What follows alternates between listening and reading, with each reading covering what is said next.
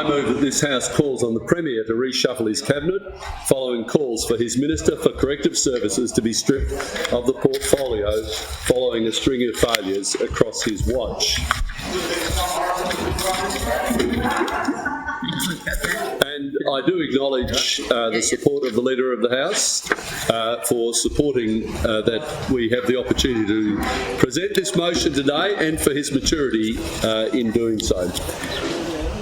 It's interesting when we have a look at the portfolios that are covered by the Honourable Bill Johnston, the Minister for Mines and Petroleum, the Minister for Energy, the Minister for Corrective Services and the Minister for Industrial Relations. And when we look at those portfolios, they are considerable portfolios. And I might say, and obviously today we're going to move on to the topic of corrective services, but in none of those portfolios are things going in the way that they should.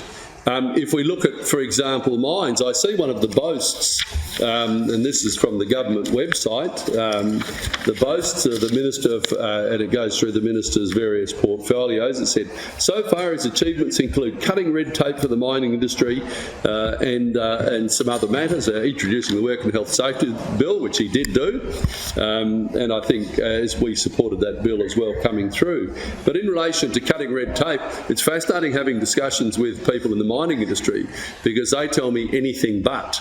What they tell me is that in fact approvals have blown out considerably. I might say people who are trying to engage in fracking projects, the government had agreed, I know, but the government had agreed that those projects would go through and get approval under a separate arrangement, and they aren't.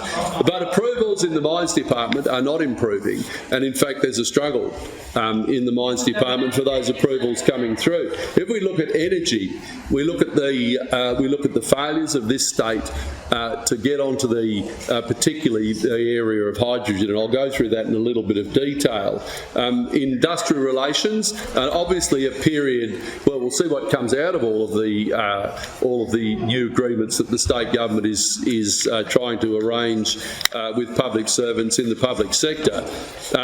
But certainly a substantial workload for this minister. What is clear is that corrective services is the orphan in that suite of portfolios. Now, I've spoken, as I said, I'll talk a little bit about the energy. One area which I'm especially interested in, and I think there are special failures in, is the whole area of renewables, energy and hydrogen. Now that industry is gathering momentum in every other state but in Western Australia. We have a couple of small projects that are anything to do with the government, but in large part the hydrogen industry in particular is completely struggling to get off the ground. I mean, to the point that the largest investments in this area from someone in this state who wanted to invest in this state have in fact been on the east coast of Australia, because they couldn't get the support of this government.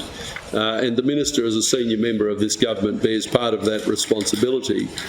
Now today I want to focus on the Minister's inability to properly manage corrective services, and I think it is clear to everyone that is an area that is significantly, this minister is significantly underperforming. Now, and the Minister seems to show disinterest in this portfolio. When there are issues and when there are public issues, all too often the Minister is not present in the media dealing with those particular issues. Now, what we've seen under Labor is some disturbing incidents now. That I don't claim that the Minister is responsible for all of these, but we saw the Greenough, since Labor came into power, we've seen major riots, the Greenough Regional Prison riot in 18, the Derby West Kimberley Regional Prison riot in 20, but since this minister's come in, the Acacia Prison riot in August 2021, the Casuarina Prison riot in December 21, and of course the recent riots in Banksia Hill, the Banksia Juvenile Facility. Now, if we look at all of those particular incidents, one of the common themes that comes through that is the fact that staff are demoralised, staff are disengaged, and staff feel overwhelmed in the jobs they're doing, and that comes back to the responsibility of this minister. Now, what we do see in relation, in particular, we have heard something from the Minister on Banksia, but in relation to the previous rights, we don't see the Minister coming out, fronting the public of Western Australia and informing them about those issues or what he's doing in relation to them. And in fact, the public is just left to wonder what is in fact going on, what is the priority of this government in terms of dealing with those particular matters. The riot at Casuarina Prison last December followed 3 previous prison riots in 3 years, and yet we haven't heard anything offered in terms of what the government is doing about the problems that are leading to those riots and to those issues in the prison. Now, as I said, we don't see the response and we don't see the public response. And one of the issues that seems clear is that there does appear to be a major issue in the prisons in the way that those riots are dealt with and subsequently punished. And obviously not the responsibility of this matter in terms of what sentences prisoners receive, but certainly something the Minister can refer to his other colleagues, in fact to the Attorney-General, and that is prisoners being given concurrent sentences for rioting and they're escaping with effectively no punishment at all because they're simply going back in and serving the time that they were going to serve. It's no wonder that we see riots continuing in the prisons when that is the case, when there isn't an adequate punishment that comes out of those. And I might say, if the government did something about this, and as I said, I know the Minister for Corrective Services doesn't have to deal directly with the issue of sentencing for those issues, but certainly one thing he should be prosecuting, given that he has the responsibility of dealing with the people who are in prisons causing those riots, is that if people believed, particularly on short sentences, that they were going to suffer a significant penalty, then maybe they wouldn't be doing that again. But we don't see the Minister coming out and promoting that. We don't see the Minister promoting any solutions to discourage prisoners from rioting in the prisons. Now, we've seen some money invested in an upgrade to the house more dangerous inmates at Casuarina, but where are we seeing the protection of the staff and the prison officers? Because certainly one of the consistent issues they raise is that they feel that they're at risk. Now, today I raised in question time the matter of the Inspector of Custodial Services telling the Legislative Council Committee hearing last week, and following that inspection into Banksia Hill, he was very concerned for the overall operation of the facility. Now, this is no new thing, and I do want to go through a little bit of the history. I do want to go through a little bit of the history of that particular centre, because we have the Minister coming into this place, and we have the Minister telling us that that the Liberal Party is responsible, or the coalition government is responsible for taking that facility out. And I do want to put that on the record, because the Minister has done this a number of times, effectively trying to blame the coalition for that facility. And I will take members here through a little small part of that history. And in fact, if we go back in some distance, the centre opened, the Banksia Hill Detention Centre opened in 1997 and underwent a major redevelopment from 2010 to 2012. So in June 2020, there were only 77 juvenile detainees in Banksia Hill, and by April 2021, that had increased to 110, and it had a facility, it had a capacity for 215. So that was the reason that juveniles were removed from Rangeview, and that was that there'd been a substantial increase in the Banksia Hill Detention Centre. So for the Minister to say that somehow the capacity to house juveniles was a cause caused by the closure of Rangeview is, to say at the least, extremely misleading. Moreover, Rangeview was not removed from the custodial services, but in fact it was converted to a centre so that younger men from 18 to 28 would be able to transition into the community under the form of Wandoo. The name was changed to Wandoo, and then this government in fact removed that facility there and converted that to a transition centre for women, and in fact it was so that and it could deal with women whom are particularly dealing with drug issues and transitioning back into the community. So to say somehow that there was this enormous lack of capacity, in fact, what this government inherited was a well-managed system, and it is under this government that the capacity of that centre has been overwhelmed. Now, this government has been in power for 5 years. If this government thought that this was an issue, then we should have more facilities now. Now, the Minister has said that he's initiated action to expand that centre and to expand the capacity, but this is 5 years in. 5 years in. 5 years in. Well, you can correct me, Minister. You usually do, so fire away. Yeah, well, there you go. What I'm not wrong about, Minister, is that you have been misleading in your statements in relation to Rangeview and the impact that had, because the simple fact is that Rangeview... It's just wrong. It's just not correct. The simple fact is that Rangeview was closed to taking juveniles because Banksia Hill had substantially increased capacity under the coalition government, as I've already pointed out. Now, you know, Minister, you like to blame everyone else, you like to blame the Liberal Party, you like to blame other people, but it is of concern. I heard today you're answering question time. You're saying that the Inspector of Custodial Services report doesn't actually have any function in terms of the actual detaining of prisoners or the treatment of prisoners or the rehabilitation of prisoners and the like. That's right. But that person there is an expert to review those services. And back in December last year, the inspector found that in fact you had not, that service was not up to scratch, that Banksia Hill was not up to scratch in relation to handling juveniles. And he was so concerned by the poor response from your department that he went directly to you. Now, you just dismiss that and say, oh, well, he was wrong. Then tell us how he was wrong. Because, in fact, that person is an expert. And just to dismiss it and say that they're wrong, I think is far too glib. And far too glib for you to say.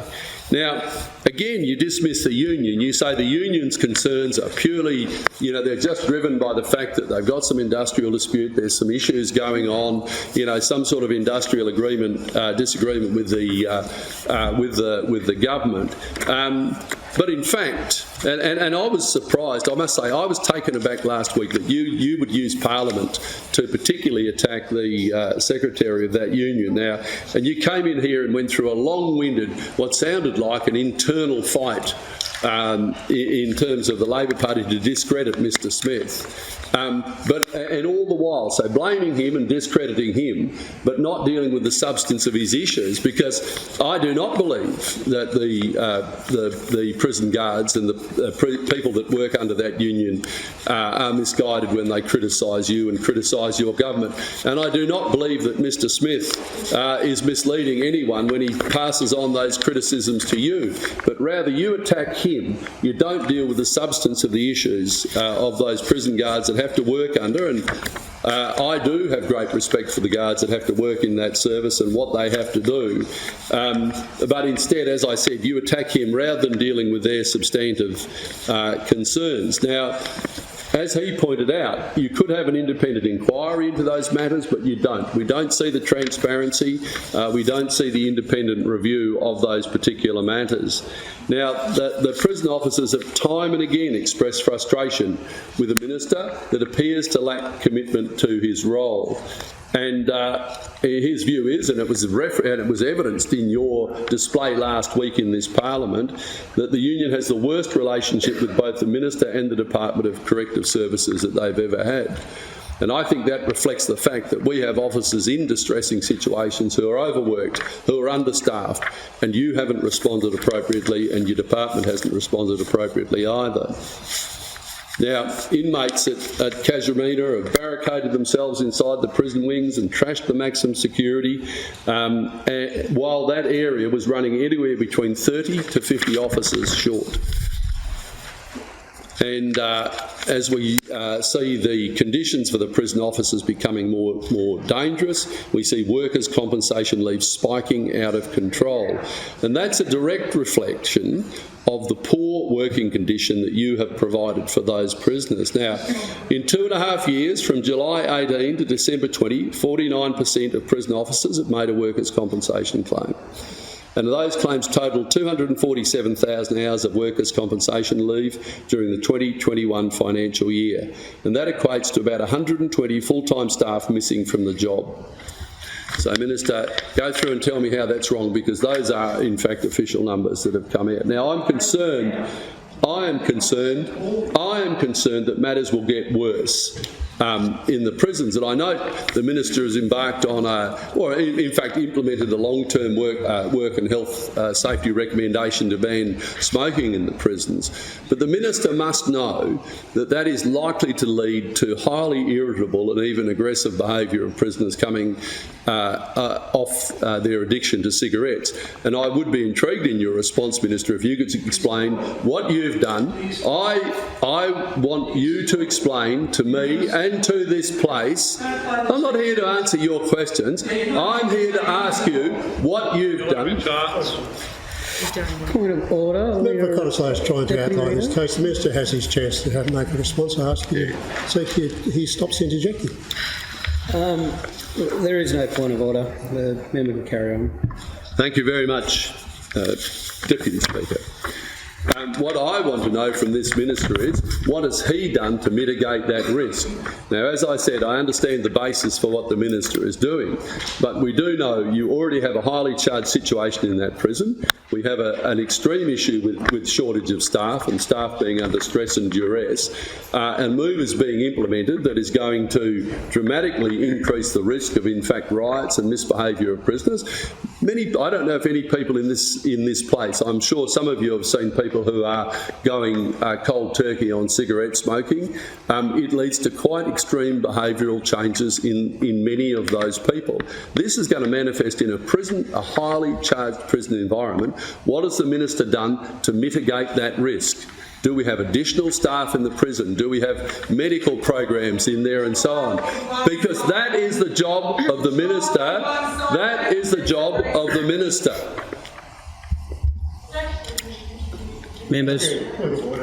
This is soaking up precious time for our argument whilst ministers on this side interject. I ask that you seek to stop them. Thank you, Deputy Leader. I will not uphold the point of order at this point in time.